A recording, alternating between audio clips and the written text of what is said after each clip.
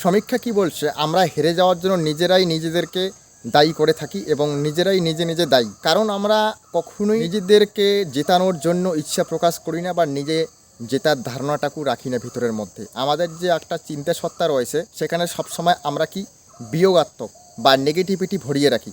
আমরা কখনো পজিটিভিটি বা যোগাত্মক বা আমাদের একটা উন্নয়নমূলক চিন্তাধারা আমরা কখনোই আমাদেরকে অ্যাক্টিভেট করে দিতে পারি না। আমরা সবসময় কী করি, এই সমস্ত পজিটিভিটিকে ইনঅ্যাক্টিভ করে দেওয়ার মাধ্যমে নেগেটিভিটিকে আমরা অ্যাক্টিভ করে রাখি। তার ফলে আমাদের মধ্যে কিন্তু কখনোই সেই উৎসাহ, উদ্যম্য বা অনুপ্রেরণাটা আসে না।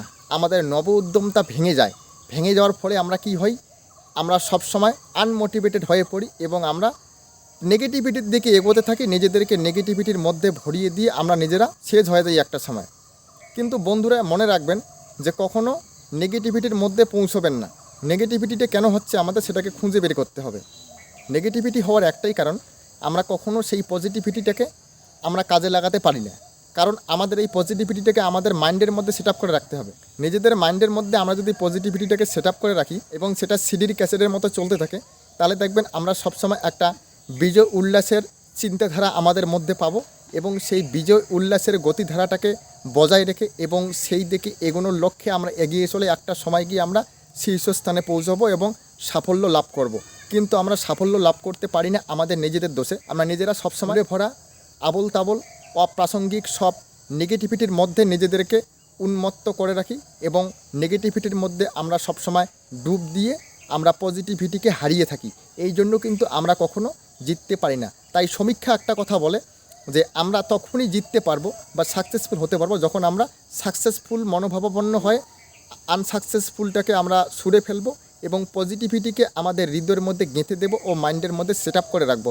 তাহলেই কিন্তু আমরা পজিটিভিটিতে ডুবে থাকবো এবং আমরা নিজেদেরকে ইলন মাস্কের ন্যায় জিরো থেকে আজকে সাফল্যের সর্বোচ্চ সীমানায় পৌঁছে দিতে পারবো। তাই মনে রাখবেন যে আমরা কখনোই কিন্তু হেরে যাব না, এটা অঙ্গীকার করব। পাশাপাশি আমরা আমাদের মাইন্ডের মধ্যে সেট আপ করে রাখবো পজিটিভিটিকে।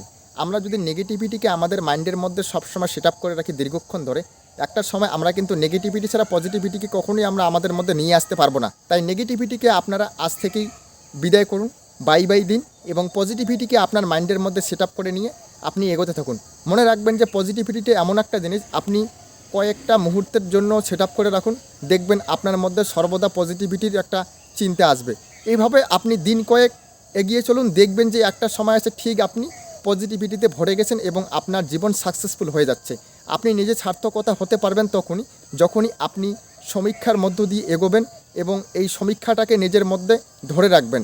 এই পজিটিভিটির সমীক্ষা নিজের মধ্যে একটু অন করে দিন, অ্যাক্টিভ করে দিন, দেখবেন আপনি গড়গড় করে এগোতে পারবেন এবং একটা সাকসেসফুল জায়গায় গিয়ে পৌঁছবেন। কে বলছে আপনি সাকসেসফুল হতে পারবেন না? এই পজিটিভিটিটাকে শুধু আপনার মাইন্ডের মধ্যে একটু সেট আপ করে রাখুন, আপনার মধ্যে একটু অ্যাক্টিভ করে দিন, দেখবেন আপনি একদম সাকসেসফুল হয়ে বসে আছেন। তাই মনে রাখবেন, আজ থেকে এই মুহূর্তে আমরা শপথ নেব, পজিটিভিটিকে আমরা গ্রহণ করব, নেগেটিভিটিকে আমরা পরিত্যাগ করব এবং পাশাপাশি আমরা সবসময় পজিটিভিটি ও উন্নয়নমূলক চিন্তাধারার মধ্য দিয়ে নিজেকে নিমজ্জিত করে থাকব। পাশাপাশি আমরা কিন্তু সবসময় নেগেটিভিটি এবং অযাচিত সমস্ত চিন্তাধারা নিজেদের মধ্য থেকে দূর করে দেব। সাফল্য লাভ অবশ্যই হবে। সমীক্ষার মধ্য দিয়ে এগিয়ে চলুন, নিজেকে আপনি সবসময় পজিটিভিটিতে ভরিয়ে রাখুন। ধন্যবাদ।